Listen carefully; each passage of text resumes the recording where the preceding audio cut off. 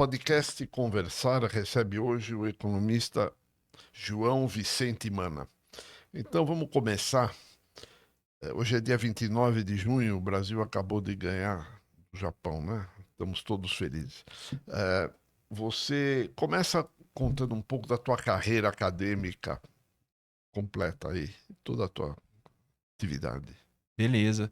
Bom, pessoal, eu sou o João Vicente Mana, sou professor na Escola de Economia do Mackenzie. E, bom, a minha carreira basicamente quase que sempre foi muito ligada à academia, né? Então, desde o fim da graduação, eu comecei a me envolver mais com a parte acadêmica. Eu sou economista de formação pela Universidade Federal de Juiz de Fora, que é a minha cidade.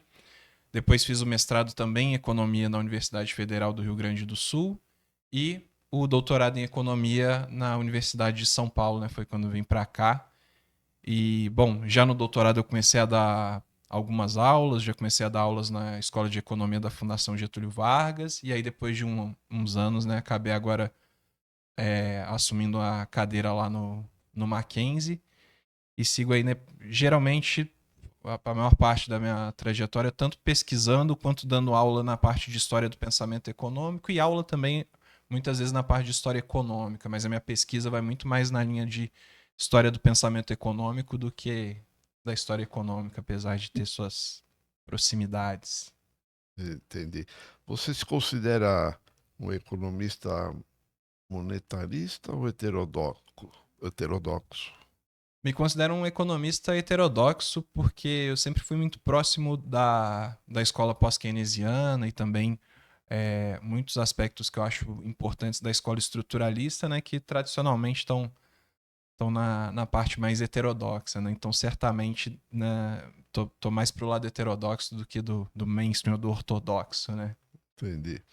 É, baseado nisso, você pode fazer um comentário assim, até pode ser longo, sobre as razões do Brasil não ter crescido que nem outros países desenvolvidos, por exemplo? O que que houve? Foi a escravatura,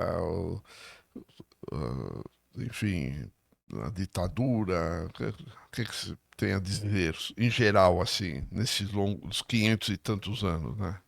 É aquele tipo de questão que é bem complexa, né? Mas, e ao mesmo tempo, né, o que a gente na academia chama de um dos grandes, né, puzzles empíricos, né? Então, se a gente estiver falando agora não do nosso último Nobel, mas do penúltimo Nobel na área de economia, a gente tinha o Acemoglu, o Simon e o Johnson, né?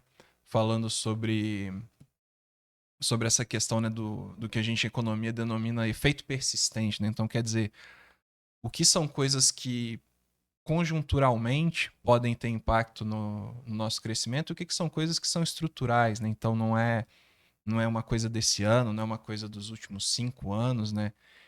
E, bom, eu diria que são essas várias coisas que vão acontecendo aqui ao longo do tempo, o que eu, com a crítica no devido lugar, né, até ao último prêmio, ao penúltimo prêmio Nobel de Economia, né, o Acemoglu e os coautores dele vão dizer que a questão do efeito persistente são as instituições, né, então que países que tiveram ah, esse passado colonial, né, mais de exploração de commodities, mais marcado por isso, que eles tiveram instituições que elas foram excludentes. Então, de que não foi a maioria das pessoas que participou no processo de crescimento econômico ao longo dos anos, né? Enquanto países que se desenvolveram mais, então a gente poderia fazer esse contraponto entre Estados Unidos e Brasil, por exemplo, eles teriam instituições inclusivas, então de que mais classes e uma maior parte da população participou desse processo de crescimento ao longo do tempo, então de que ele teria funcionado de uma maneira diferente. Então acho que primeiro de tudo é uma série de questões estruturais, né? E aí meu ponto de crítica que eu poderia lançar é de que é bom que o Nobel de Economia tenha olhado para esse lado, mas assim, a gente tem autores falando disso já há muitos anos, né? Então os nossos caros estruturalistas latino-americanos estão há tanto, né, passaram tantos anos falando justamente isso, né, de que a gente tem questões estruturais que são importantes e que vêm desde de os tempos de Brasil Colônia, né? O próprio Celso Furtado no Formação Econômica do Brasil tem muita gente às vezes que acha que então o Celso, principalmente quem não se aprofunda muito, então a Formação Econômica do Brasil, o Celso Furtado queria contar a história do Brasil. E assim, em parte tem isso, mas não é que o objetivo fosse contar a história do Brasil, mas ele queria entender por que, que a gente ficou para trás no curso do desenvolvimento econômico. Só que no método teórico dele, isso era inseparável de analisar a história econômica do Brasil, né? Então não é um... E por isso que o livro é tão destacado, por exemplo, por outros autores na Academia Internacional, o próprio Fernand Braudel, que é um dos historiadores mais importantes, né, de todos os tempos, o que ele parecia estar muito é, impactado com a obra do Furtado ali, por exemplo, não era exatamente que ele estava contando a história do Brasil, mas o método teórico que o Celso Furtado tinha apontado ali, que era justamente o quê? A sucessão de estruturas ao longo do tempo e como essa sucessão de estruturas para nós aqui no Brasil foi muito diferente, por exemplo, dos Estados Unidos, apesar de ambos os países terem sido colonizados e terem saído atrás, né? Então, enfim, talvez tenha me esticado muito nessa pergunta, mas para Não, mim eu acho que é por aí. É uma coisa que tem uma raiz muito mais pode esticar à profunda vontade. e que qualquer mudança eu acho que inevitavelmente vai envolver muitas questões estruturais, né? Então, Ah, e uma coisa, considerando essa distância que o Brasil ainda tem de países desenvolvidos, eh, talvez em 30, 40 anos, o que a gente precisa fazer para ficar igual a Coreia? Porque a Coreia, na década de 80, era um país que tinha situação pior que a nossa.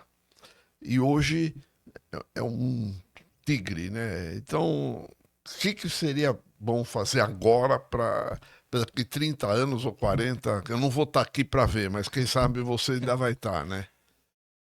é uma questão que eu acho que envolve vários fatores e até uma conversa que eu já tive com outros professores, né? Em alguns momentos, de. Bom, eu acho que existem algumas coisas que permitiram a Coreia e os tigres asiáticos terem esse boom de crescimento num momento que a gente não teve. O primeiro de tudo, eu acho, como nós passamos por um período de hiperinflação em anos 80 e anos 90, eu acho que simplesmente houve uma época onde o Brasil não pôde olhar para o crescimento. Então, enfim, a prioridade era estabilização, né? E eles podiam estar mais preocupados em qual que seria a trajetória de crescimento deles do que estabilizar uma inflação, né, muito grande e que se acelerava muito rapidamente ao longo do tempo, né? Isso eu acho que é um primeiro ponto. Enfim, é muito mais campo dos meus amigos macroeconomistas que investigam isso empiricamente, mas assim, na minha visão, pela leitura que eu tenho dos trabalhos de macroeconomia, eu acho que envolve algumas questões, por exemplo, que eu diria que são caras aqui do Brasil, que é crescimento é importante, mas a gente também tem a questão de distribuição de renda no Brasil, que é um grande problema. E eu sinto que em alguns casos existem debates que consideram que você pode estimular o crescimento econômico e a distribuição de renda viria a reboque disso. E eu acho que às vezes tem alguns debates de que, bom, a gente precisa distribuir renda, e eu acho que isso é um ponto central no país que a gente vive, e o crescimento vem a reboque disso. E bom, eu acho que às vezes pode vir, mas também não vai ser um crescimento que, se não conciliado com outras mudanças estruturais, ele não vai ser de longo prazo, né? Então, essa é um pouco a leitura que eu tenho. E além disso, um problema que eu acho que talvez seja o mais complicado daqui é que eu acho que a nossa própria elite aqui no Brasil, ela não age de uma maneira muito semelhante à elite em países desenvolvidos no que tange a nacionalismo e a uma preocupação de o país crescendo como um todo. Então eu acho que Bom, se a gente ah, conciliar interesses da elite com classes populares é algo muito difícil, né? Não é nada trivial, pensando nisso num projeto de país e conseguir, né, ter essa cultura e esse entendimento. Eu acho que aqui no Brasil a gente tem um problema que é um passo antes, que é de que sequer as próprias elites se entendem aqui. Então nem as elites estão remando para o mesmo lado. Então acho que a gente poderia destacar que, por exemplo, eu sempre vem à minha cabeça que a gente poderia pensar em três elites: uma elite financeira, uma elite industrial e uma elite do agro, por exemplo.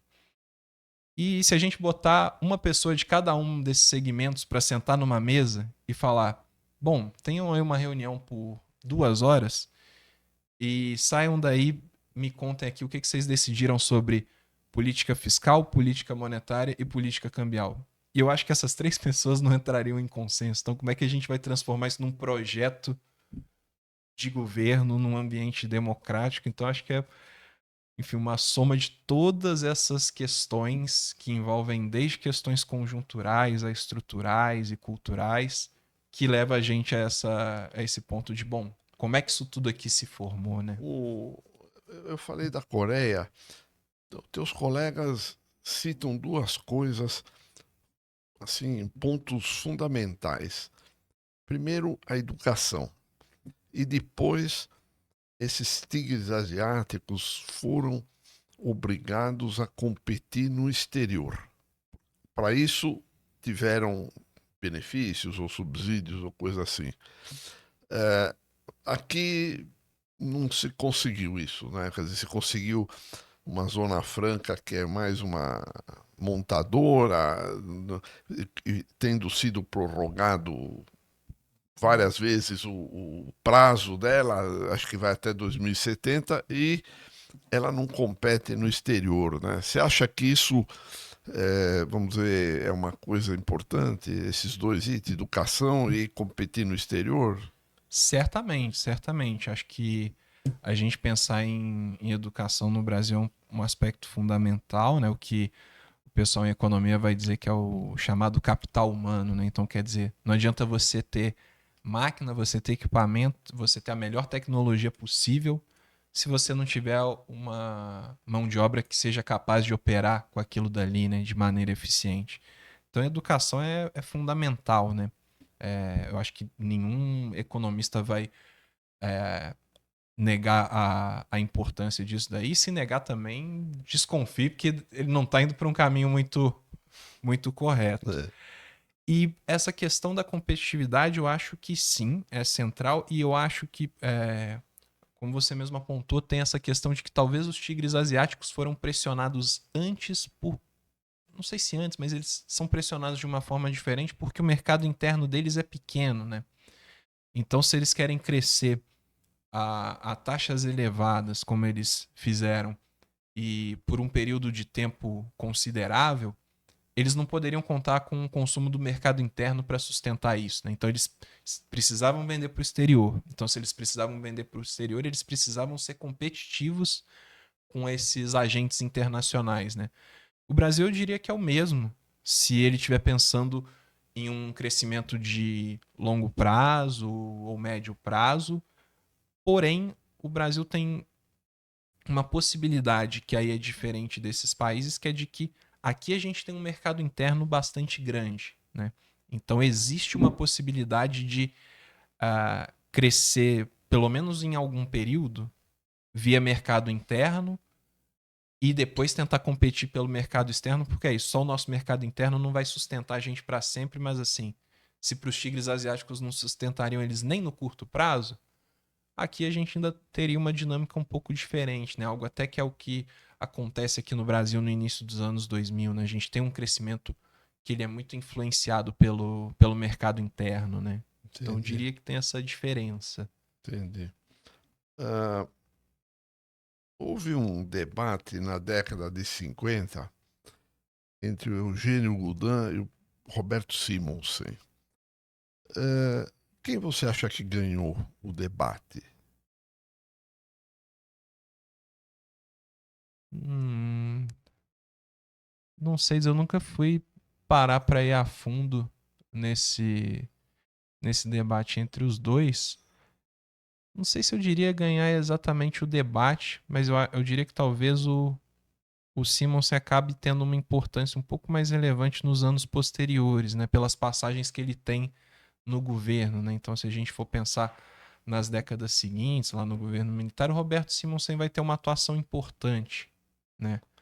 No período que ele estava no governo. Então, não sei se eu diria que ele ganhou o debate, mas talvez eu acho que ele tenha conseguido implementar é, mais coisas no governo do que o Eugênio Goudin. Os teus colegas acham que o Gudan ganhou porque ele achava que o Brasil ia ser um país agrícola, predominantemente agrícola, né? E parece que esse debate foi na década de 50, ou até antes um pouco. E no fim das contas, hoje o Brasil tem uma indústria em declínio e uma agricultura pujante, né? Acho que talvez se a gente for pensar nas consequências do debate, isso certamente faz mais sentido, né? Eu acho que, talvez reformulando aqui, talvez eu tenha falado um pouco mais de a importância que cada um teve na prática do que se o diagnóstico dele estava mais correto, né? Mas eu acho que nesse sentido o Gudan faz de fato um diagnóstico que vai mais no caminho que a gente acabou É. por percorrer, Ele né? não disse que isso era o ideal, ele disse que pelas circunstâncias daquele momento, assim seria, né? Conta um pouquinho. ah, eu te encontrei na FEA e você fez um speech sobre a relação Celso Furtado e professor Bresser Pereira. Conta um pouquinho para os internautas tudo isso aí que você falou lá, porque é muito interessante. Bom, desde já obrigado pela presença lá, né, onde a gente pôde conversar um pouco quando eu estava apresentando esse artigo. É, bom, esse artigo basicamente nasceu com a proposta de fazer uma pequena homenagem ao professor Bresser, né, que eu já conheço faz alguns anos. Enfim, a gente se conheceu, ele sempre foi muito receptivo, já tivemos diversas reuniões, diversas conversas. Ele foi parte da minha banca de doutorado lá na USP, inclusive. E, e bom, quando foi na ocasião dos 90 anos dele, eu me lembro que teve uma homenagem para ele na Fundação Getúlio Vargas, onde eu fui convidado, estava lá presente. E eu tinha essa coisa um pouco em mente de querer tentar fazer algum artigo que fosse uma homenagem aos 90 anos do Bresser, né? E eu sei que ele é um grande admirador do Celso Furtado, que era um autor que eu estava estudando ao longo do doutorado, estudando bastante a fundo. E aí me veio um pouco na cabeça de o que daquilo que eu estava estudando podia se conectar com alguma coisa ou da obra ou da própria trajetória do professor Bresser. E aí me surgiu a ideia de tentar fazer com todas com todas as ressalvas que têm que ser feitas, né, aqui, mas de construir qual seria a visão do Celso Furtado sobre o professor Bresser, né? Porque a visão do Bresser sobre o Furtado é bem estabelecida, né? Até a gente pode conversar com ele, ele vai dizer algumas coisas basicamente que são: Celso Furtado foi um dos meus grandes mestres, meus dois grandes mestres foram Celso Furtado e Inácio Rangel, né? O que ele sempre diz, e vai concordar com diversas coisas do Furtado, né? E dizer que tem várias coisas do estruturalismo latino-americano e que o professor Bresser denomina como desenvolvimentismo clássico, que ele retoma para fazer as proposições teóricas dele. Mas o que eu fiquei pensando foi, bom, e qual seria então a visão do Celso Furtado sobre o professor Bresser nesses anos que eles estavam convivendo? Então a primeira coisa que eu fiz foi entrar em contato com a Rosa, né? Rosa Freire da Aguiar, que é viúva do Celso Furtado, e a gente já tinha tido um contato anterior. Mandei umas mensagens e perguntei se ela achava que eu conseguiria achar coisas de fonte primária a respeito disso. E ela falou que talvez tivesse algumas coisas, que se ela encontrasse alguma carta entre os dois que fosse interessante, que ela me enviava para eu dar uma olhada. E eu fui tentar então fazer essa reconstrução, por assim dizer, baseado em bibliografia primária, né? Então essa experiência de ter ido já a arquivo, de ter investigado muita coisa entre diários, cartas, obras teóricas, tudo isso que estava sempre muito envolvido na minha pesquisa, só que tentando encontrar o que teria relação com o Bresser nesse período. E aí foi muito interessante esse estudo, porque eu acabei achando. O meu medo, quando eu conversei com a Rosa, foi justamente ela dizendo: olha, né, ela fala desse jeito, né? O Celso e o Bresser foram muito amigos, né? Então eles se encontraram muito, eles conversaram muito. Então eu não sei o quanto vai ter registro disso, né? Porque, enfim, não precisava o Celso Furtado ficar escrevendo nos diários sobre o Bresser se eles podiam conversar, se eles estavam, né, trocando informações pessoalmente. E eu acabei indo atrás dos diários, também fui atrás de tudo que eu tinha no Instituto de Estudos Brasileiros, onde a gente tem o arquivo do Celso Furtado, já faz alguns anos, então tem. Eu não sei se tem tudo, mas se não tem tudo, tem quase tudo de material primário que a gente tem disponível do Furtado lá no Instituto de Estudos Brasileiros. E olhei tudo, e depois de vasculhar isso tudo, eu consegui reunir algumas coisas, especialmente ali dos anos 80, acho que quase todos diários de 87, onde dava para perceber algumas impressões ou algumas características que o Furtado parecia ter sobre o Bresser, né? E eu basicamente elenquei 4 atributos, a gente poderia dizer assim, que seriam a preocupação com o desenvolvimento econômico, o nacionalismo, o progressismo e o que eu denominei de intelectualismo, no sentido de proximidade com a carreira intelectual, um intelectualismo no sentido de academicismo, né, por assim dizer. E consegui levantar tudo isso pelos diários do próprio Celso Furtado, né? Então a minha ideia era, bom, eu não quero ficar levantando aqui o que parece ser, o que poderia ser, porque, enfim, existe uma visão que a gente poderia esperar que fosse a visão do Furtado sobre o Bresser. Mas como já é uma reconstrução bem delicada, esse tipo de coisa, então eu vou falar, olha, eu vou atrás das fontes primárias e vou elencar aqui o que está sendo levantado dessas fontes primárias. Então nada muito sobre qual é a minha visão da coisa, ou o que eu acho que ele quis dizer. Fui atrás disso e concatenando muito com coisas da biografia do Bresser, né? Feita pelo Zé Márcio e o João Vilaverde, que tem também bastante coisas interessantes ali. Então, algumas coisas eu ia lendo de lá e de cá, o que o Furtado estava falando naquele período, o que o Bresser veio a falar depois, que era o que ele estava vivendo naquele período.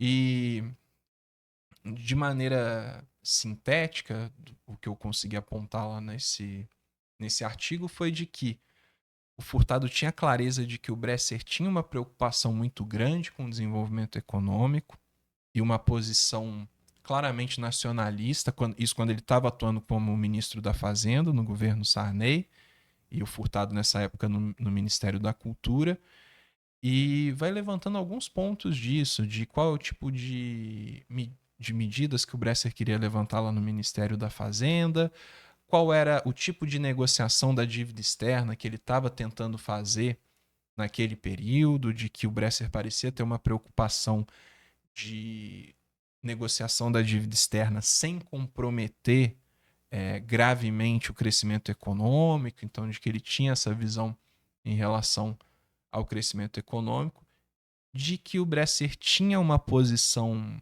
progressista e que isso era importante dentro das medidas que ele estava tomando, e, além de tudo, que ele tinha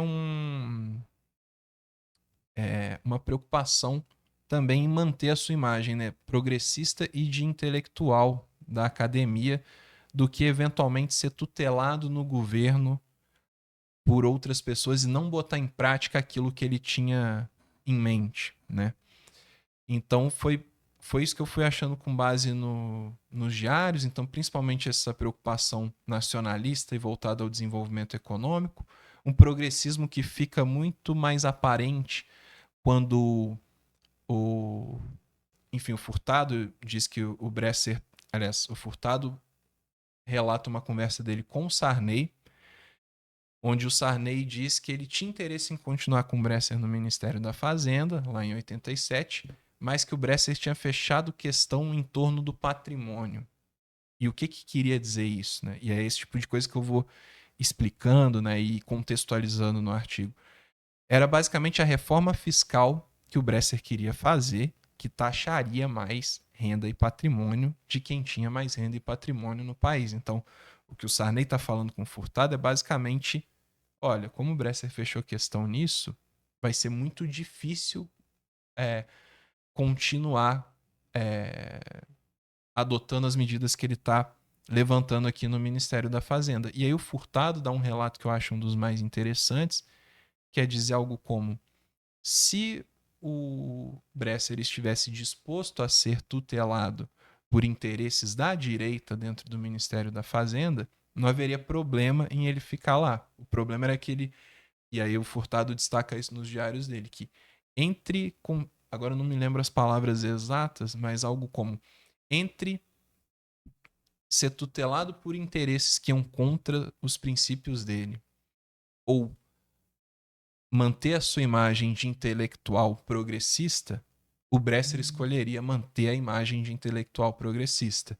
E aí, se a gente volta lá para a biografia do Bresser, ele relata no mesmo período justamente a mesma coisa. Ele fala: eu pedi para sair do governo porque eu não tinha apoio para fazer as medidas que eu estava propondo, especialmente a reforma fiscal que eu estava propondo. Ou seja, o Bresser está falando exatamente a mesma coisa que o Furtado está falando lá, e de fato ele prefere sair do governo do que abrir mão daquilo que ele via como principais formas de conduzir, né, a política econômica. E ele acaba saindo, e aí eu tive a oportunidade de apresentar esse artigo para o professor Bresser uma vez, e aí eu até comento que no artigo, nesse ponto aí, o Furtado errou um pouco de que o Bresser ia sair de vez da vida política, né? Dado que ele volta ao ministério, vai fazer parte do ministério que faz a reforma do Estado, vai ser ministro da Ciência e da Tecnologia,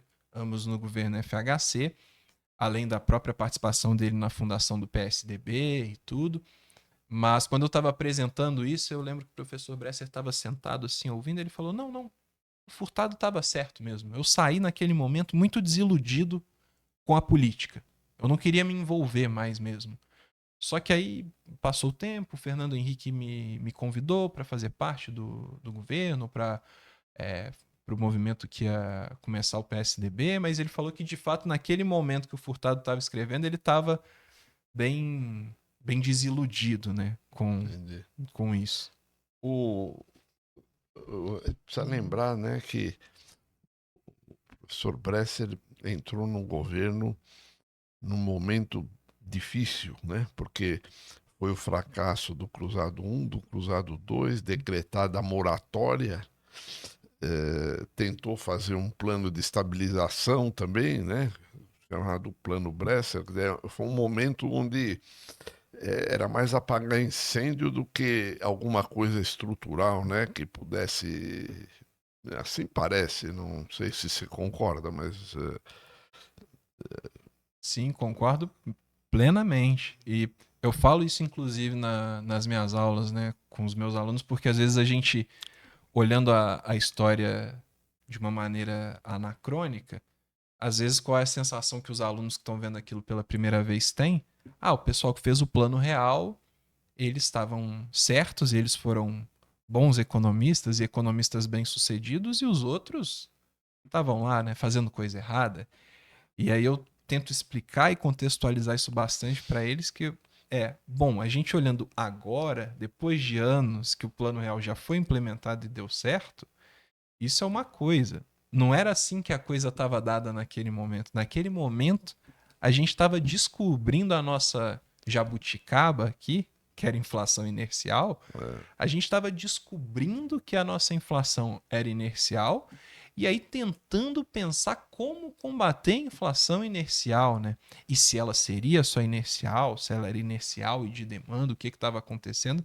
Então eu tento deixar isso bem claro para eles que era isso. Estava todo mundo tentando apagar incêndio porque era uma coisa sem precedente, né? Então não é que, fez esse plano aqui, esse economista foi muito mal, essa pessoa que estava no ministério foi muito mal. É muita calma para a gente olhar o que estava Esses acontecendo aqui. fracassos foram didáticos para, em seguida, o sucesso do Plano Real ter absorvido os erros para fazer os acertos, né? Exato.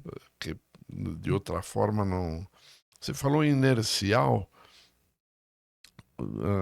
a economia continua com uma inércia é uma indexação assim que não foi eliminada, não, nunca bem devia ser mais eliminada, cortada, mas não se conseguiu isso, né? Ela é uma indexação ainda razoável, né?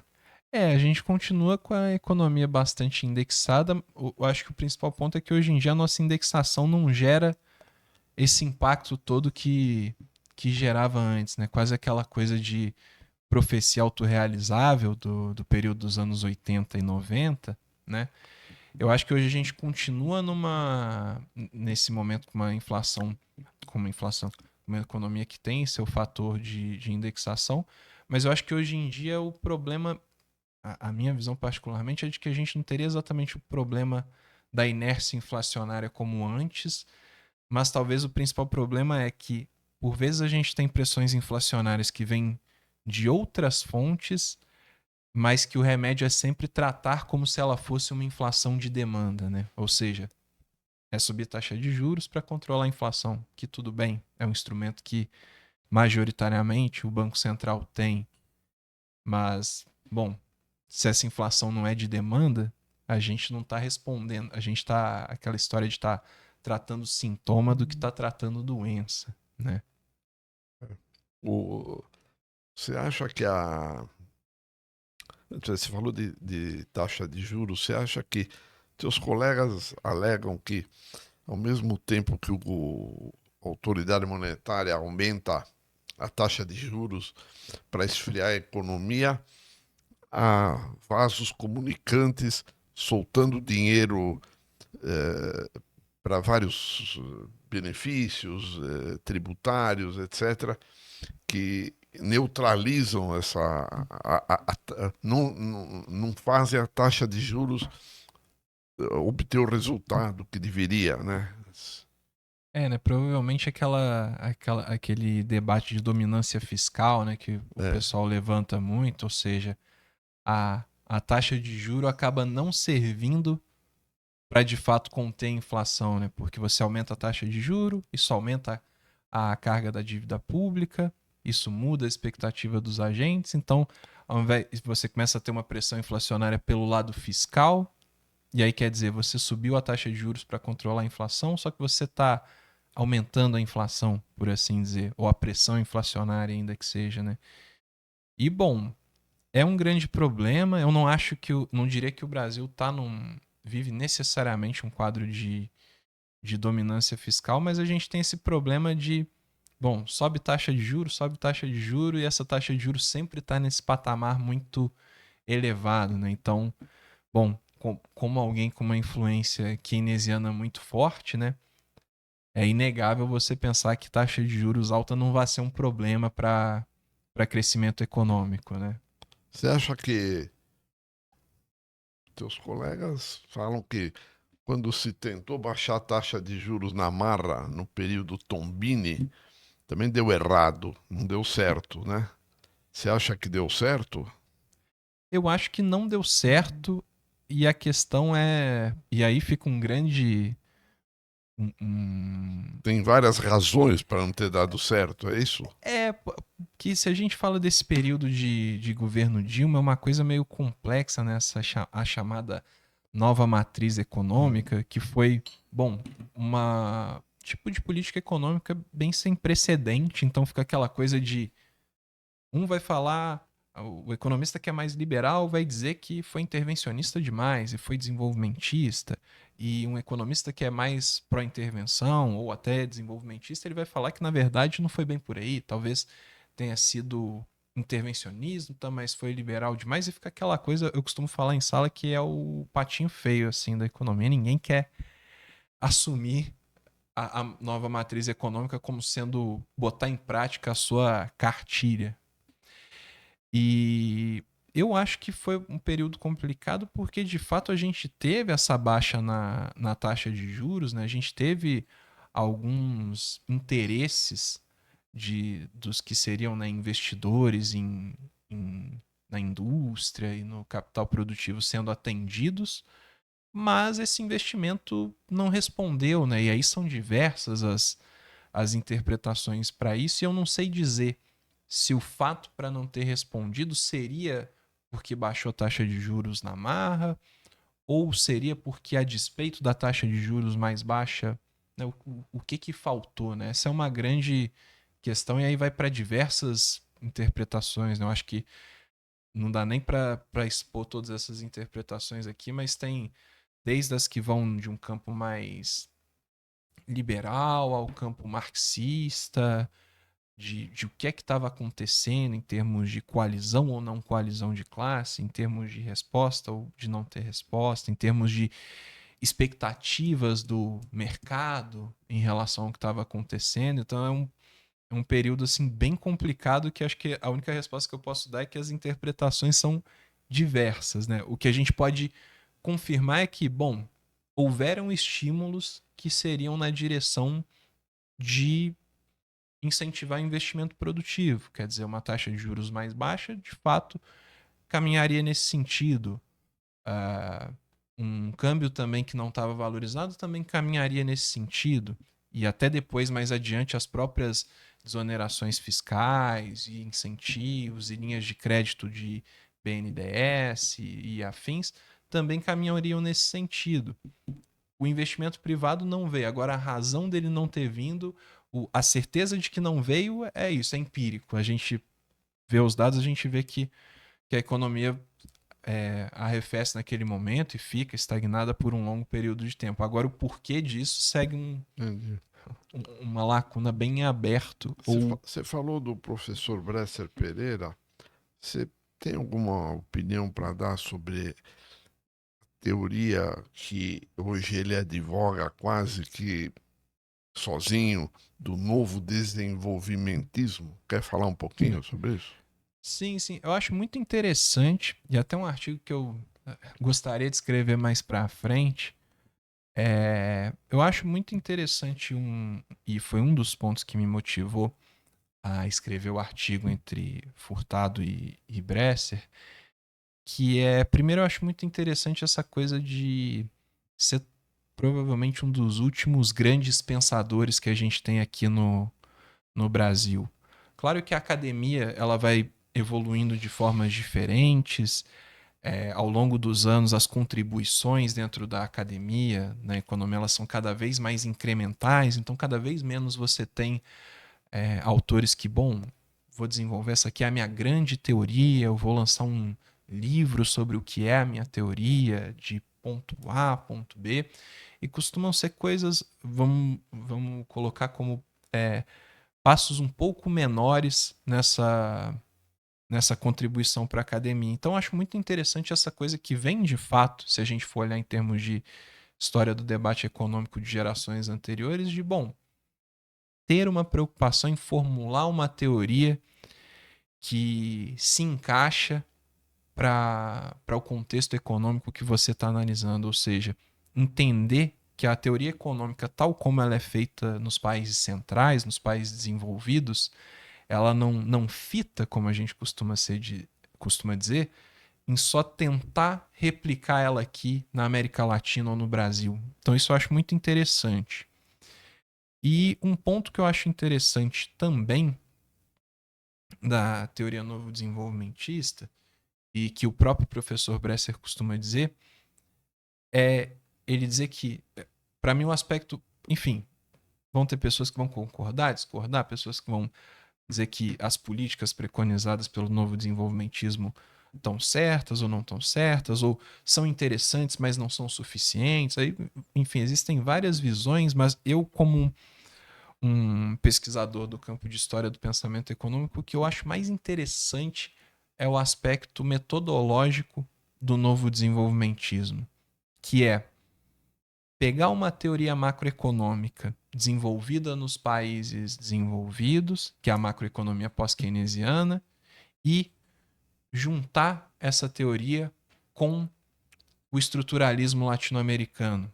E é o que o próprio Bresser fala, que ele diz que a macroeconomia pós-keynesiana é uma macroeconomia sem uma economia política. E de que o estruturalismo latino-americano, ali principalmente quando a gente está falando daquele pensamento bem de autores envolvidos com a CEPAL ali de anos 50, 60 até os 70, talvez, mais ou menos,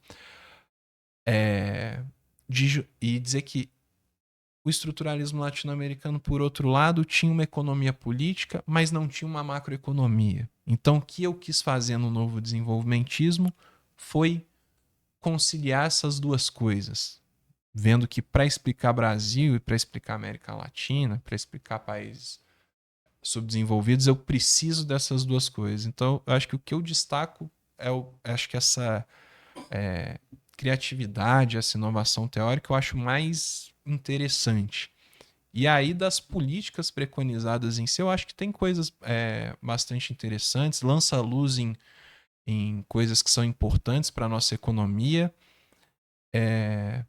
mas aí acho que cabe muito debate, né? Aí nossos amigos macroeconomistas vão estar sempre ali estimando as coisas, né? Qual é cada variável que tem mais peso ou menos peso em cada momento do tempo ali. Aí eu acho que para ver talvez a precisão das políticas preconizadas assim, acho que eu deixaria mais para os amigos macroeconomistas do que para mim, que eu sou menos competente que eles para Entendi. dizer. Você pode falar um pouco sobre meta de inflação? Você acha que precisa mudar a meta? Não. E aí é muito fora assim para mim. É mais um assim que eu sempre deixo para os meus amigos da macro estimarem e deixo com eles. Tá bom. No- O, você, não sei se você acompanhou assim no detalhe, mas tanto o Celso Furtado quanto o Roberto Campos ocuparam o mesmo cargo de ministro do Planejamento em períodos parecidos. Você sabe fazer uma avaliação de cada um deles? é uma coisa meio. Eu acho que principalmente o Celso Furtado ele acaba passando pelo Ministério do Planejamento num momento muito conturbado, né? Que é aquela coisa pré-golpe militar. Então, ele quer dizer, eu sempre falo nas minhas aulas nessa coisa de como toda vez que na nossa política a gente teve uma força política muito progressista ou considerada por parte da sociedade muito progressista ou muito, talvez nem necessariamente progressista seja o termo, mas mais aliada aos interesses populares, a nossa democracia sempre rachou, né? Então a gente teve isso com Getúlio Vargas, quando ele se aproxima muito dos interesses da classe trabalhadora e focado em dar aumento salarial e seria reeleito, né, depois do seu segundo governo. Enfim, uma série de coisas que acontecem, mas ali a gente vê um, um primeiro momento onde a nossa democracia racha e ligado já com o João Goulart atuando como ministro do Trabalho na época, e depois esse segundo período onde o Furtado está no Ministério do Planejamento, tem essa questão de ser, bom, o João Goulart assume num momento onde já estavam tentando fazer com que ele não assumisse, né? Quer dizer, o, o Jânio Quadros sai, o natural seria o João Goulart assumir, não deixam, e aí tem que ter um plebiscito, e daí ele finalmente assume, então tudo muito conturbado. Eu acho que é um pouco difícil mensurar a atuação que acontece ali por ser um momento muito conturbado, mas eu acho que o plano trienal e a atuação do Furtado ali como ministro do Planejamento tem para mim uma cara bem do que eram as convicções dele de entender um momento onde estabilização ia ser importante, mas aquela questão de se preocupar com outras reformas. Então a gente tinha desde reformas de base até questões fiscais e monetárias com preocupação pela questão inflacionária.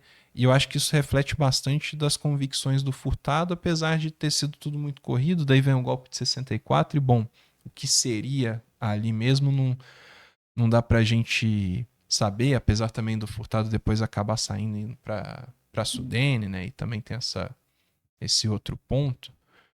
Mas eu acho que é mais difícil analisar. Para mim, talvez o que fique mais marcado, né, depois a gente tem o Roberto Campos e o Otávio Bulhões já no primeiro governo militar, né?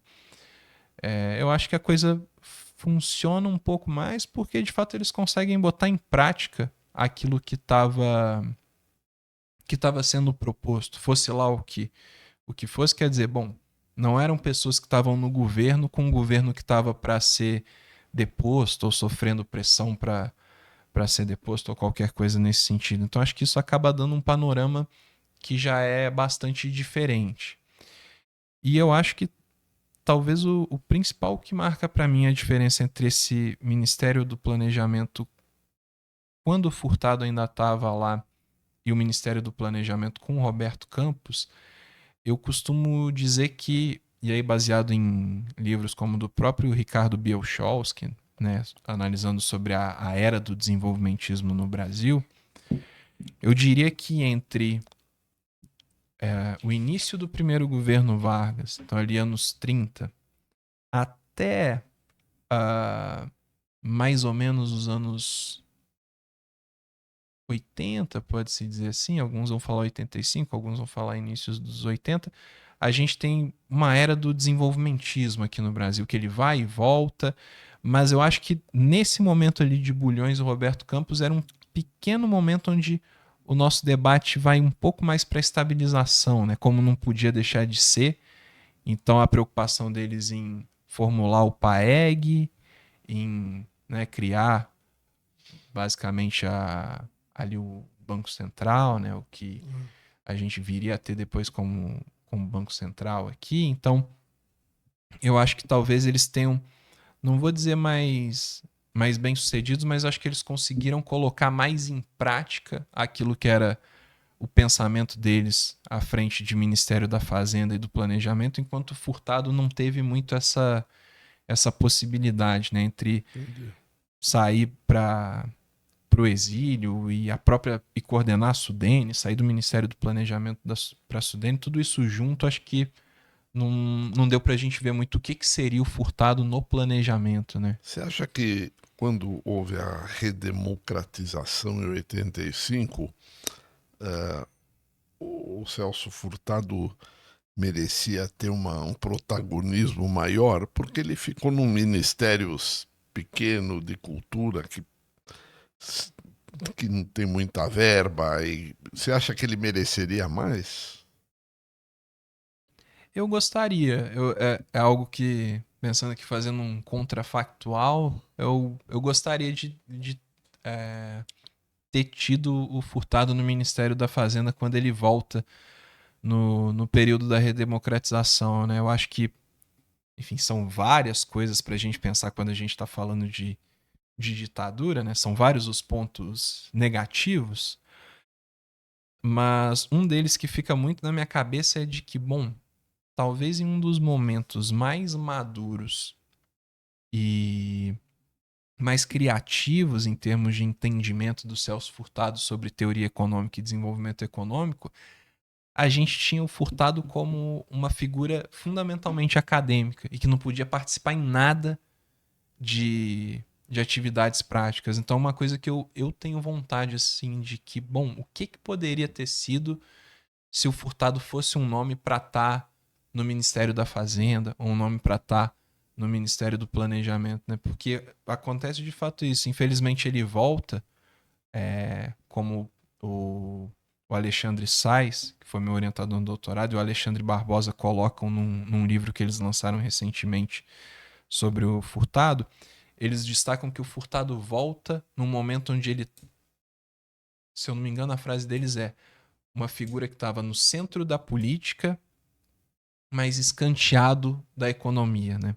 Ou seja, eram diversas as reuniões dele com o Sarney, com o alto escalão do PMDB, e era uma figura muito consultada, participava de diversos debates, mas na prática não era uma figura que ia estar à frente do Ministério da Fazenda, que ia dar as cartas no Ministério da Fazenda. Eu acho que isso é uma coisa que me deixa curioso, que poderia ter sido ou não de uma participação dele na pasta da economia na volta, apesar de ser um momento complicado, né? Porque é aquilo que a gente conversou mais cedo de que no momento onde a gente estava vivendo hiperinflação e planos de estabilização, talvez nem tivesse muita margem para ele pensar algo além de estabilização, mas eu acho que poderia ser uma figura que, além do Ministério da Cultura, podia ter assumido outras Você falou coisas. do livro que o Alexandre lançou, mostra para Ah, os internautas, é esse? bom. Mostra. Não é esse, eu não sei se vai dar Mas para esse ver. foi lançado agora. Isso, esse foi lançado, acho que uma semana atrás ou 2 semanas atrás. Nossa, Não foi esse, na verdade, que eu mencionei. mencionou. Esse daqui é um livro do Alexandre Sais, que foi meu orientador de doutorado, e que eu sou coautor de um dos capítulos, que é Celso Furtado a busca de um novo horizonte utópico, e faz uma extensa análise da carreira do Furtado, vai bem a fundo, né, a visão do Furtado como historiador, a visão do Furtado como economista, e a parte que eu escrevo com o Alexandre aqui no livro é justamente a parte sobre o Furtado economista e a relação dele com a escola de Cambridge. Então, como é que foram esses contatos com os keynesianos de Cambridge, inclusive como foram esses debates, incluindo o período que ele está no exílio. Então, uma parte de anos 60 e 70, o que ele estava absorvendo ou não desses economistas. Esse livro que eu citei, do Alexandre Barbosa e do Alexandre Sais, é um que foi lançado no ano, eu acho que passado ou retrasado, agora eu não me lembro. Mas acho que foi no ano passado, que é um livro um pouco menor e acho que Celso Furtado, Método, Trajetória, Pensamento, Método e Trajetória, ou algo nessa linha. Posso estar esquecendo uma das palavras do subtítulo. Que ele é um livro menor, mas eu acho que ele é muito bem sucedido em dar um bom panorama geral da, do Celso Furtado, porque passa tanto pelo que foi o desenvolvimento teórico do Furtado, como isso aconteceu e qual era a abordagem teórica dele, qual foi a trajetória dele política, então em termos de cargos que ele assumiu, e essa parte um pouco mais biográfica, e uma parte metodológica, né? Ou seja, além do que era a teoria dele, qual era o método do Celso Furtado de fazer teoria.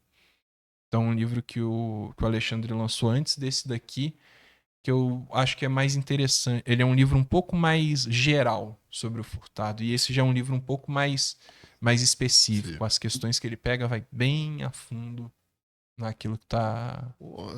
Na pergunta anterior, você estava falando de crescimento. É, parece que, não sei se você quer abordar a parte política. De 30 a 80, o Brasil foi um dos países que mais cresceu no mundo, né?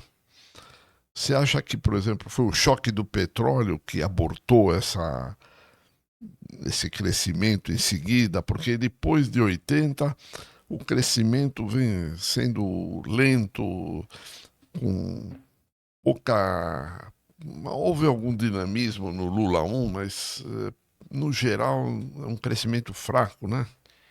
Eu costumo dizer que o fantasma da inflação ele é uma das coisas mais influentes aqui no Brasil e eu fico pensando um pouco se ao longo dos anos talvez isso se arrefeça um pouco ou não, porque eu concordo 100% com esse ponto. Eu sempre começo minhas aulas de economia brasileira 1 dizendo que de 30 a meados dos anos 80, e aí esse meados, alguns autores têm visões diferentes, a gente teria vivido uma era do desenvolvimentismo, mas que além disso, a grande preocupação era crescimento, né? Então, os governos estavam, a despeito de governos um pouco diferentes, e claro, alguns mais em prol do crescimento, alguns que viam mais importância no, na atuação do governo, em um desenvolvimentismo mais do setor privado ou mais do setor público, isso é de se discutir, mas o grande objeto, parece, desses governos era o crescimento, né? De 85, de meados de 80 para frente, eu digo que a gente vira para estabilização. Então, por um momento, o que era o grande ponto do debate era crescimento. Claro que estabilização estava envolvido com isso, mas era como crescer, o quanto crescer, quais setores crescer, de que maneira fazer isso. Depois, no período da hiperinflação, a gente vai para um debate que não, agora o foco é estabilização, né? Antes de qualquer coisa, a gente precisa estabilizar a inflação para daí depois pensar em crescimento. E que eu acho que é uma coisa que no período faz muito sentido. Eu acho que essa reversão de um período onde o pensamento era sobre crescimento e esse que vira sobre inflação e estabilização, bom, aí justamente isso. A gente passa por dois choques do petróleo, o segundo choque do petróleo é muito complicado aqui para a gente em termos de reservas internacionais e disponibilidade de financiamento externo. Depois a gente acaba entrando no período de inflação muito acelerada já no fim do governo militar e principalmente dali por diante até o Plano Real. E, bom, eu entendo essa mudança para o foco ser estabilização. O que para mim talvez seja o problema mais crítico é que parece que a gente manteve o foco sendo estabilização dali por diante, como se a gente não tivesse estabilizado até hoje. Então, eu entendo no período de hiperinflação você fala olha, vamos nos preocupar com estabilização e crescimento a gente vê depois. Só que, bom, tudo bem, a gente teve o Plano Real, ele foi bem sucedido, ele, claro, havia um temor se o Plano Real ia se manter depois de acontecer, porque a gente tinha visto outros planos que foram estabelecidos, que controlaram a inflação por um determinado período de tempo e depois a inflação voltou. Mas, bom, o Plano Real é bem sucedido, ele se mantém, a gente passa por dois governos FHC, a gente passa por um primeiro governo Lula, a gente tem esse dinamismo, principalmente no segundo governo Lula, que eu acho que é um pequeno período de reversão onde parece que a política econômica aqui do Brasil, ou o grande tema de debate, volta a ser crescimento naquele período, e depois volta a ser estabilização, ou seja, não, a gente precisa estabilizar o déficit, a gente precisa estabilizar as contas públicas e etc. E parece que é isso. Assim, para mim, esse é o ponto mais complexo do nosso debate econômico, que é, bom, parece que eu só preciso me preocupar com estabilização e o crescimento vai vir a reboque dessa estabilização. Ou seja, o problema é um ajuste fiscal e aí quando eu fizer esse ajuste fiscal, tudo magicamente vai dar certo. Eu não entendo com que precedente histórico que a gente vê isso, porque se a gente for voltar na nossa história, nunca foi assim que o nosso crescimento aconteceu. Se você for analisar na história do mundo inteiro, nunca foi só assim que aconteceu. Não vai ter nenhum economista que vai dizer que, bom, não precisamos nos importar com trajetória de dívida pública. Mas dizer que só jogar a trajetória de dívida pública para um ponto determinado vai resolver tudo, eu acho que é muito pouco, mas eu acho que é o que permeia muito o debate, principalmente o debate público, e eu acho que o fantasma da inflação é que ajuda muito isso, porque a qualquer crítica que se tem de baixar a taxa de juros ou ter alguma expansão fiscal em um determinado período, claro que existem, né?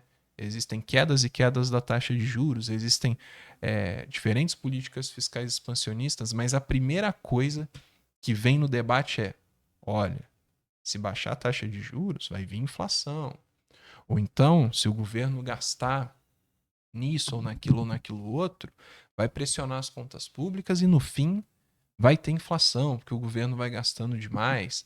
E parece que sempre que se fala de inflação, aquilo justifica qualquer medida política que se queira adotar, porque eu acho que tem essa memória muito forte de pensar que inflação não vai ser uma inflação como a de agora, de que, bom, temos o teto da meta e ficou no teto, ou passou um pouco do teto. Eu acho que as pessoas ainda associam muito a ter inflação ser aquela inflação que a gente teve pré-plano real. Então aí qualquer coisa que se justificar com isso, assina-se embaixo. Você, não sei se você acompanhou, você tem alguma opinião sobre o segundo PND feito no governo Geisel pelo ministro Reis Veloso, que hoje é até elogiado pela esquerda, apesar de que os resultados não foram satisfatórios ou totalmente satisfatórios por várias razões externas, inclusive. Você tem uma opinião sobre esse PND?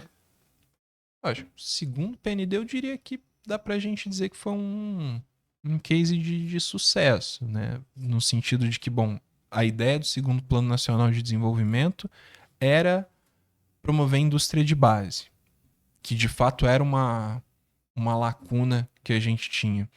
Eu acho que o problema que vai se colocando aqui ao longo dos anos, né, é aquele clássico de seguir um processo de substituição de importações, né? Então, coisa que se começou lá no primeiro Getúlio Vargas de, bom, primeiro a gente substitui a indústria de bens não duráveis. Depois a gente substitui a indústria de bens duráveis. E aí, a cada vez que você está substituindo uma indústria, você precisa importar capital para, né, para ter maquinário para substituir essa indústria. E a gente só conseguia importar esse capital com recursos externos, né? Dado que a gente precisava de reserva de dólar para importar isso daí.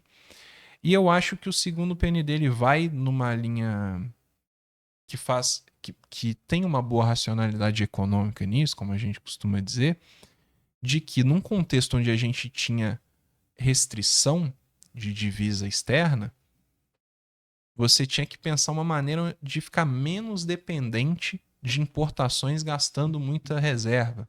E bom, se você importava muito bem de consumo e muito bem de produção, você precisava ter muita reserva para isso. Então, se você conseguisse substituir, né, principalmente um momento onde a gente era muito dependente do petróleo, né, e de bens de capital e de energia, de importar isso tudo, eu acho que o segundo PND vai numa linha acertada nesse sentido.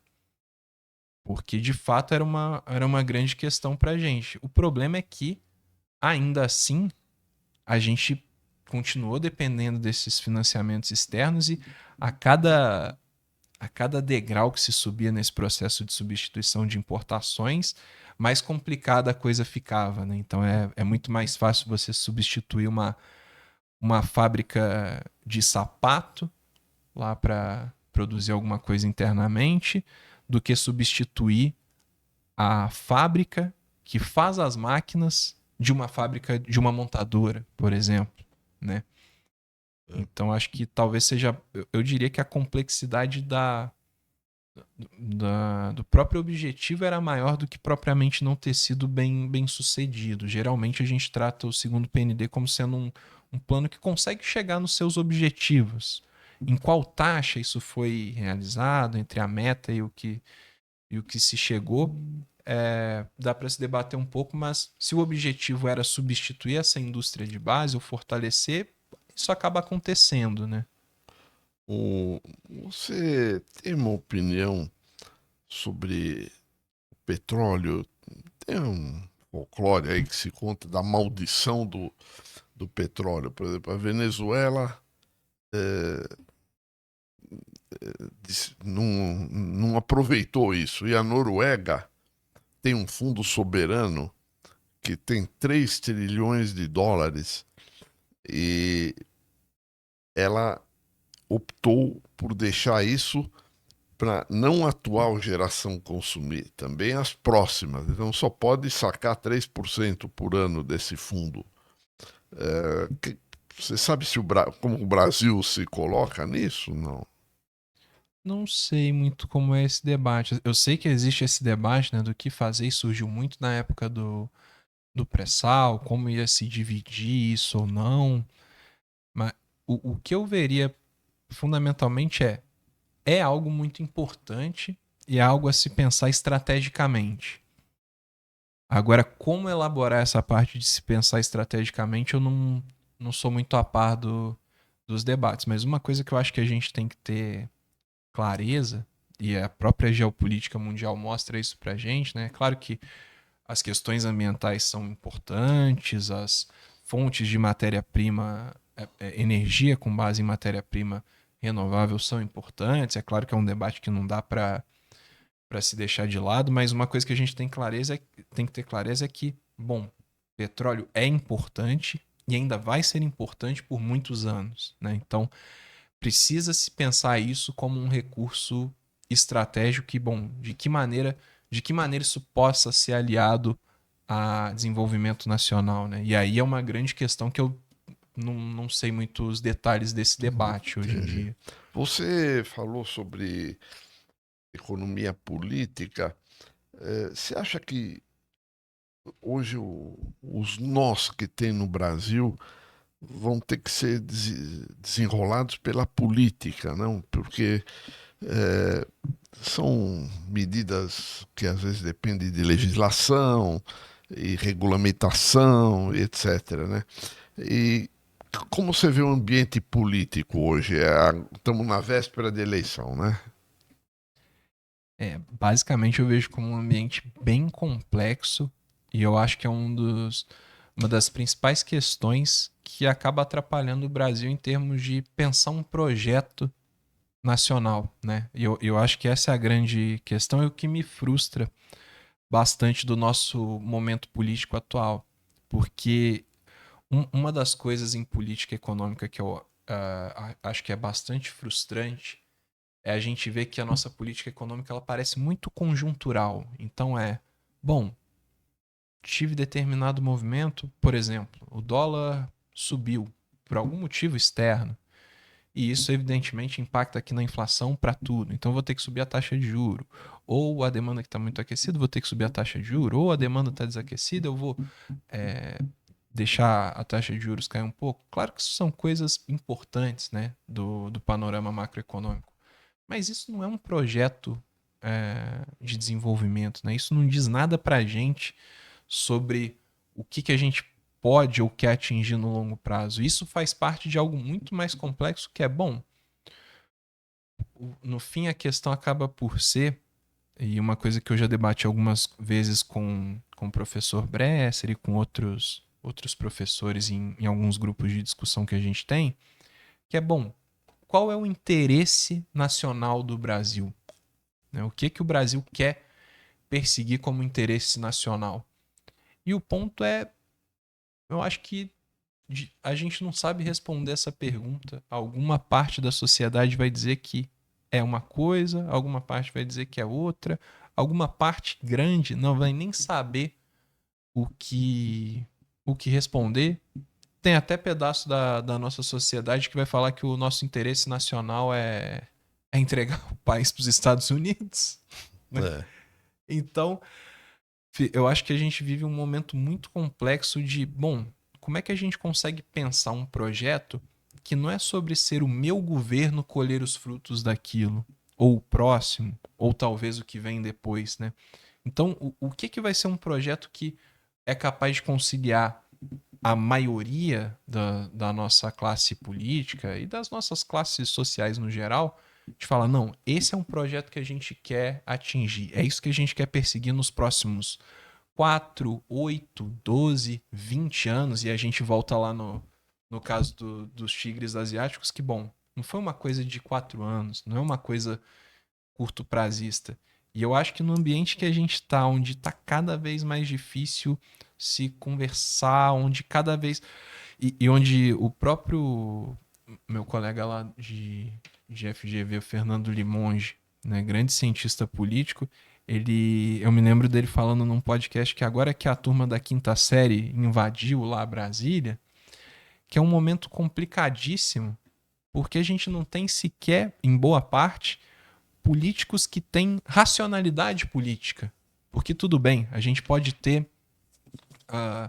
políticos que você concorde, que você discorde, que o cara tá mais à direita, você tá mais à esquerda, ou o contrário, mas ao menos existe uma racionalidade política de que, bom, se uma pessoa é um político profissional, ele quer que o seu partido ganhe mais espaço, ele quer que o seu partido tenha mais recursos, ele quer que o seu partido tenha mais influência, porque ele entende que aquilo é importante para a política do país. E agora, às vezes, a gente tem uma parte da nossa política que parece que usa Brasília para ficar famoso na internet e uma coisa assim. Então, assim, como é que você negocia um projeto de mais de 4 anos no meio desse furacão? Eu não sei, assim, fico meio desesperançoso. Como é que você conhece alguma solução, se é que tem, porque a solução é pelo voto? O governo Lula 3 governou com minoria no parlamento, não? E isso talvez vai continuar no eventual Lula 4. Não sei o que você acha disso tudo, esse protagonismo do legislativo hoje no orçamento.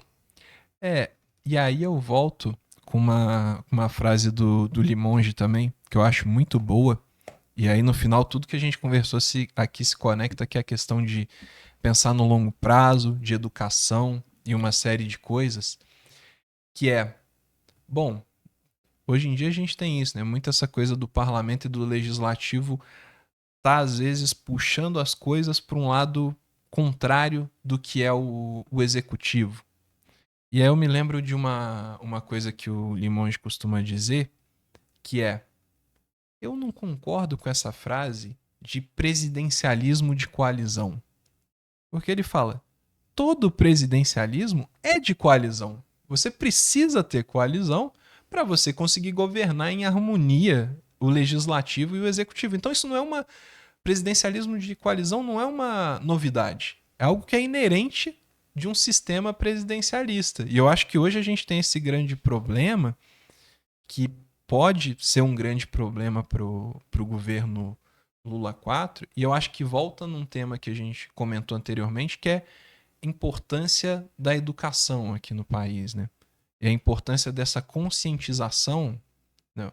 Falar para a câmera, ela falar, você que agora vai ter eleição esse ano, lembre-se que você tem que pensar no seu voto para presidente e você tem que pensar no seu voto para todos os outros candidatos que você vai votar.